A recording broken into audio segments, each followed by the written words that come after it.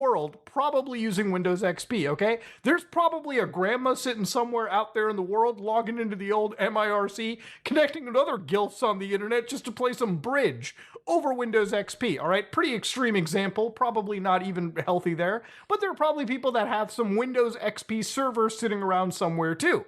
Now, for this to work, you have to expose your internet Windows XP in such a way that many people are actually not able to do so anymore these days without actually trying. So to understand how internet works, most of you guys are connecting your computer or your phones or whatever to wireless routers or routers in general. Now, routers connect to your modem, and that modem connects to the internet. Now, already in that span, there's something known as a firewall, okay?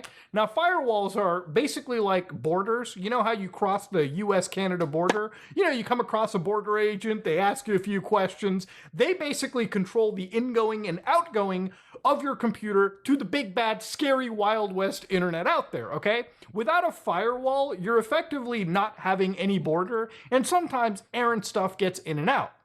Now, I've talked about why I don't really care about antiviruses, just because I have something known as common sense. But when you connect something as old as Windows XP, which has 20 years of vulnerabilities to the internet, you probably should have a fucking antivirus. Now, watching Eric Parker's video, what he basically did was create a virtual machine that was connected entirely to the internet by itself, okay? Meaning that it was a direct connection to the actual internet right there and then. And beyond all of it, what he did was he basically let the system cook for 10 minutes, meaning that he walked away, waited 10 minutes, and all of a sudden, a bunch of Russians were inside his actual system. Now, if you watch his video, you can see right over here that he's got a bunch of actual executable files, one of them being ftp.exe, meaning that somebody, and not him, is getting access to his files on his Windows XP system. In fact, what is actually wild in this situation too is if you look inside his actual user directory, you can find out that without him even doing anything, a hacker had created what appeared to be another user account known as admin A. Now, in this situation, what was effectively going on was somebody was creating a new account, getting access to his file system, and downloading whatever.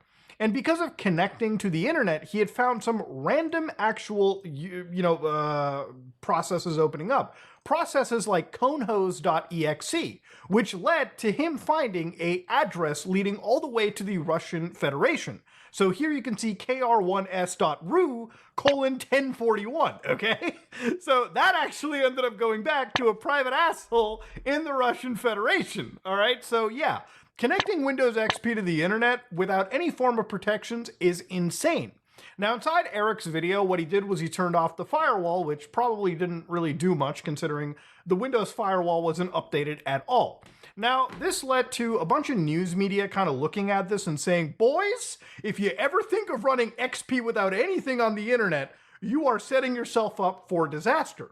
Now, to give you an idea, Eric's video involved a lot of actual case examples. Now, this is what Windows XP looks like with all of its features turned off and connected to the internet. So here I have a Windows XP virtual machine, which again, I have it directly connected to the internet as well. And of course, what I'm going to do is I'm going to ping Google just to show you that I'm connected. And as you can see, I am connected, I am pinging. But one thing important over here is I am also connected behind a router. So here you can see 192.168.51. This is my actual router at my place. Now, had I decided to follow Eric's example and take this directly to the internet, which is easily done by bridging the connections under a virtual machine, that would cause the same shit to happen to the system. Now, this Windows installation has basically been connected to the internet for an hour and a half, and nothing has happened in this situation because there have been actual firewalls and protections at the hardware level, keeping my Windows installation safe. Now, even with all of the Windows defense basically taken down, everything over here is still hunky-dory, meaning that if you wanted to connect Windows XP to the internet, you still actually can. In fact, what's wild is some websites at least still work. Like you can go to google.com and actually still search for Windows XP antivirus. Let's see if we can even like open up any page outside this. When you send information to the internet, it might be possible for others to see that information.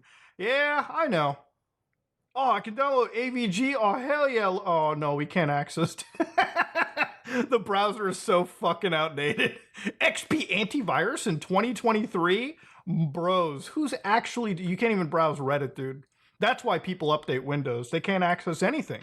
Now, I decided to check Eric's, testing out with further operating systems. I even went all the way up to Windows Vista, which I personally think is one of the best Windows operating systems to ever grace the world. Unfortunately, in Windows Vista's case, it doesn't seem like it faces the same fun hacker epidemic that Windows XP and previous Windows installations up to 2000 feel.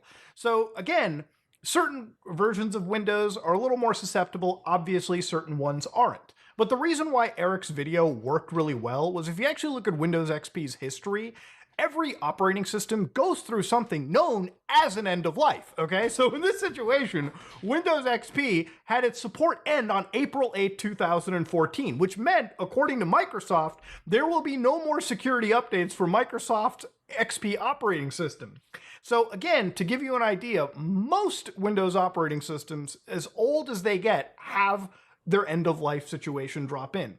As far as Windows 10 goes, which a lot of people are still actually on, will end its support in October 2025. So October 14th, next year, okay? So around the time we're all playing Grand Theft Auto 6, Microsoft will no longer provide security updates or any tech support for Windows 10. But they do recommend you move to Windows 11. Now, for anybody who's using a computer, there's no reason why you shouldn't ever update your system and keep it relatively updated in general. Unless you actually need an older version of an operating system for a program that's never been updated, you should always keep everything pretty much up to date. Simply because the reason why Eric's video is as cool as it is because actual hackers are looking constantly for Windows XP on the internet.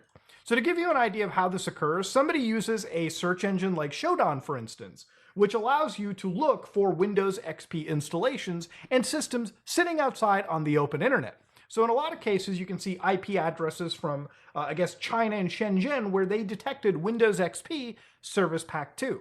Now again, this is a search for just Service Pack 2.